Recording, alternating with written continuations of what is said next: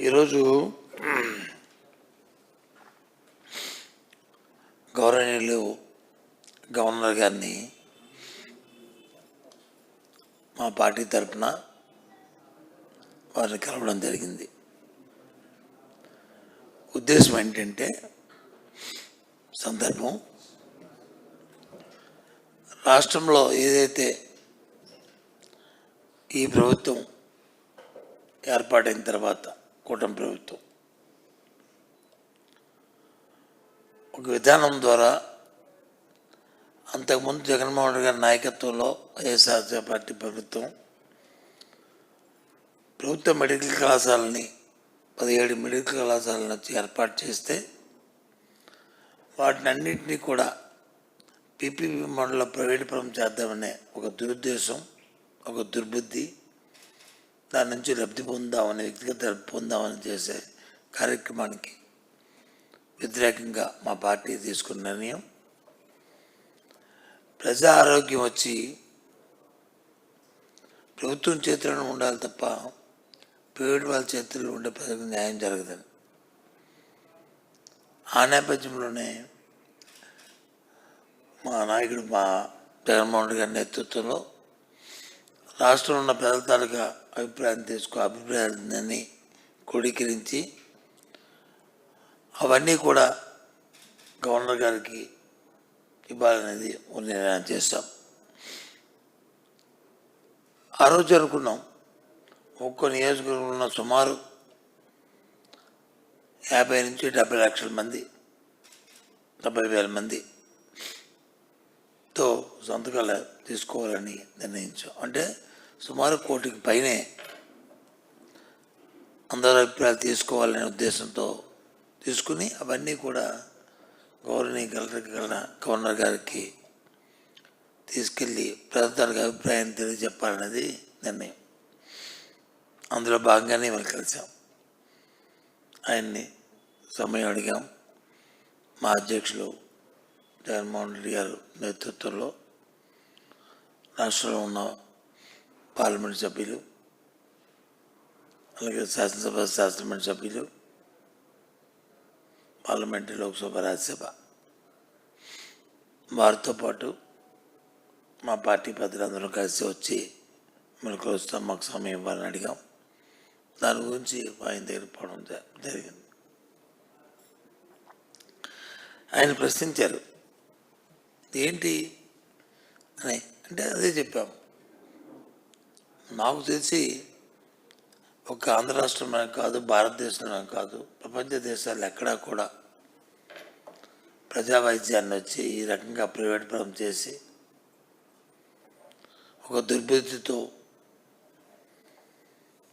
వ్యక్తిగత స్వలాభం కోసం కార్యక్రమాన్ని ఎక్కడా చేయలేదండి.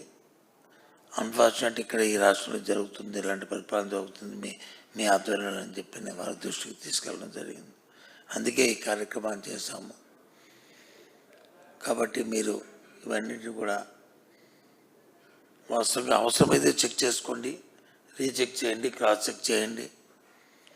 కొన్ని పత్రికలు, కొన్ని టీవీలు అదే పనిగా దీన్ని ప్రజలు వ్యతిరేకిస్తారని చెప్తున్నారు. వాస్తవానికి కుటుంబంలో ఉన్న నాయకులు కూడా, పెద్దలు కూడా, ఆ ప్రజల సానుభూతిపరులు కూడా వచ్చి వీటి మీద స్వచ్ఛందంగా వచ్చి వాళ్ళు కూడా పాల్గొంటున్నారు, సంతకాలు చేస్తున్నారు. ఇది గ్రామీణ ప్రాంతాల్లో కానీ పట్టణ ప్రాంతాల్లో జరుగుతున్న విషయం అని చెప్పాం. ర్యాండమ్ చెక్ చేసుకోండి మీకు ఇచ్చిన తర్వాత అని చెప్పాం. లేదు అంటే ఇప్పుడే ఓ టీంని పంపించుకొని క్రాస్ చెక్ చేయండి జరుగుతున్న కార్యక్రమాన్ని అని చెప్పాం. ఎందుకంటే ఇది ప్రజా అవసరానికి సంబంధించింది. ఇదేమో రాజకీయ కోణంలో, రాజకీయ లబ్ధి కోసమో, రాజకీయ స్వాతంత్రంతో చేస్తున్న కార్యక్రమం కాదు.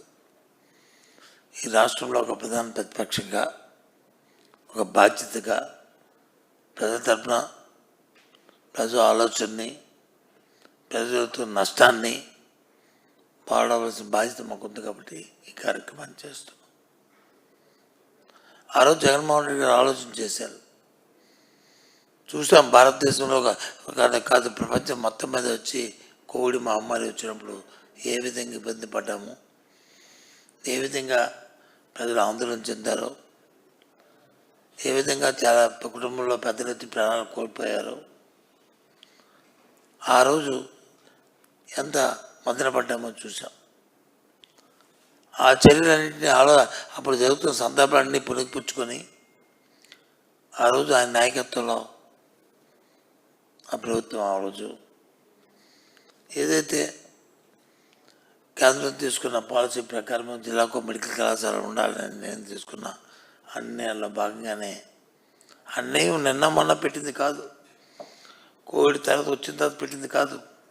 17వ సంవత్సరం నుంచి దేశంలో ఆ పాలసీ ఉంది. కానీ ఆనాటి ప్రభుత్వం, చంద్రబాబు నాయకత్వంలో ప్రభుత్వం వాటిని విస్మరించింది. వాళ్ళకి అక్కర్లే. కానీ జగన్మోహన్ రెడ్డి గారు ప్రజల తరపున, ప్రజల కోసం, ప్రజా ఆరోగ్యం కోసం, ప్రజా సంక్షేమం కోసం ఆ నిర్ణయం తీసుకొని ఒక్కొక్క కళాశాలకి 500 కోట్ల రూపాయలని కేటాయింపులు చేసి ప్రభుత్వ నిధులు అలాగే ఫైనాన్షియల్ ఇన్స్టిట్యూషన్ ట్యాప్ చేసి ప్రారంభించడం జరిగింది. సుమారు 5 కళాశాలను పూర్తి చేశాం. ఇంకా 17 కళాశాలలు 12 కళాశాలలు వివిధ దశలో ఉన్నాయి. 17లో ఎక్కడెక్కడైతే ఏ జిల్లాలో అయితే కొత్తగా ఏర్పడిన జిల్లాలో కళాశాల లేదు, ఆ జిల్లాల్లో ఈ కళాశాలలు ఏర్పాటు చేశాం. పూర్తి చేసిన 5 జిల్లాల్లోనూ కళాశాల మెడికల్ మొదటి ఫస్ట్ ఇయర్ వైద్య విద్యను కూడా ప్రారంభించడం కూడా జరిగింది 23-24 సంవత్సరాలు. అప్పుడే వాళ్ళు 2-3వ సంవత్సరంలో అడుగెడుతున్న నేపథ్యం. ఓ పక్క వైద్య విద్యతో పాటు ఒక సూపర్ స్పెషాలిటీ హాస్పిటల్ని ఆ ప్రాంతంలో తేడం, ఇంతటి క్రానికల్ డిసీజ్ అయినా సరే ఎంతదైనా ఎంత క్రిటికల్ అయినా అక్కడే వైద్యం చేసుకునే పరిస్థితిని కల్పించాలనే ఉద్దేశం. అది సుదూర ప్రాంతాలకు పోవాలనే ఆలోచన లేకుండా అటువంటి పగడబందీ ఏర్పాట్లతో కార్యక్రమాన్ని వచ్చి మరి ఆ రోజు చేసిన సందర్భాన్ని మళ్ళీ గుర్తు చేస్తాం. దురదృష్టం తర్వాత ప్రభుత్వాలు మారే, మా ప్రభుత్వం పోయింది, ఈ ప్రభుత్వం వచ్చింది. ఎక్కడ ప్రభుత్వానికి మంచి పేరు వస్తుందేటో, ఎక్కడ తిరస్థాయిగా రాష్ట్ర రాజకీయాల నుంచి వైసీపీ పార్టీ జగన్మోహన్ రెడ్డి నాయకత్వంలో ఉండిపోద్దేటో, జగన్మోహన్ రెడ్డి గారికి మంచి పేరు వస్తుందేటో అనే ఒక దుర్బుద్ధితో, ఒక దుర్మార్గమైన ఆలోచనతో మరి వాటిని కూడా పీపీపీ మోడల్ అనే ఒక విధానం తీసుకొచ్చారు. వాళ్ళు చెప్తున్నారు పీపీపీ మోడల్ అంటే దేని ప్రైవేట్ పరం చేయం, ప్రభుత్వ ఆధీనంలో ఉంటాయండి. ఎలా ఉంటాయి ప్రభుత్వ ఆధీనంలో? ఏ రకంగా ఉంటాయి ఆధీనంలో చెప్పండి. మీరు చెప్తుందే పబ్లిక్ ప్రైవేటు పార్ట్నర్షిప్ చెప్తుందే కదా మీరు కలిసి. ప్రైవేట్ వాడికి ఇచ్చి వాళ్ళతో మేనేజ్మెంట్ చేసి వాళ్ళ దగ్గర నుంచి వాళ్ళు కూడా కొంత ఫైనాన్షియల్ ఇన్వాల్వ్మెంట్ చేసి చేయాలని. వాళ్ళేం స్వచ్ఛంద సంస్థ, ప్రైవేట్ వాళ్ళు లాభార్జన కోసం ఉండదు, వాళ్ళ కోసం ఉండదు. ఇవాళ ప్రైవేట్ కళాశాలలో ఇవాళ సొసైటీకి ఉన్న ఆబ్జెక్టివ్ ఏంటి? పేదవాడు వెళ్తే 30% వాళ్ళకి వచ్చి వైద్యం చేయాలనే విధానం ఉంది కదా ఇప్పుడు కూడా. కానీ ఎక్కడ చేస్తానని చెప్పండి, అంత మానిటరింగ్ చేయవలసి వస్తుందో చూడండి. పేదవాడు వైద్యం చదువుకోవాలంటే కోట్లు కట్టుకుని ఎక్కడ వారు వచ్చి చదువుకుంటారో చెప్పండి. అంటే పేదలు కూడా వైద్యం చదవాల్సిన చదవకూడదనే? మీకంటే డబ్బు ఉంది చంద్రబాబు నాయుడు గారు, మీ అబ్బాయిని అంటే విదేశాల్లో పంపించి చదివించుకోగలరా చంద్రబాబు నాయుడు గారు? పేదవాడు ఎక్కడ చదివించుకుంటాడు? పేదవాడు అది ఎలా చేసుకుంటాడు? ధర్మం అది? ఆలోచించండి. అందుకే ఈ నిర్ణయం తీసుకున్నాం.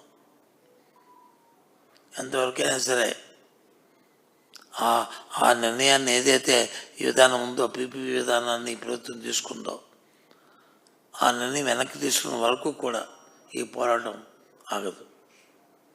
అందులో భాగంగా మొదటి దిశగా గవర్నర్ గారికి కూడా సంతకాలు తీసుకెళ్ళి ఇవ్వాలని నిశ్చయించుకున్నాం. దానికి తేదీని కూడా అడిగామైంది. వారు 2-3 రోజుల్లో తేదీని మాకు చెప్తున్నారు. చెప్పిన తర్వాత ఆ కార్యాచరణ ఏ విధంగా చేయాలి,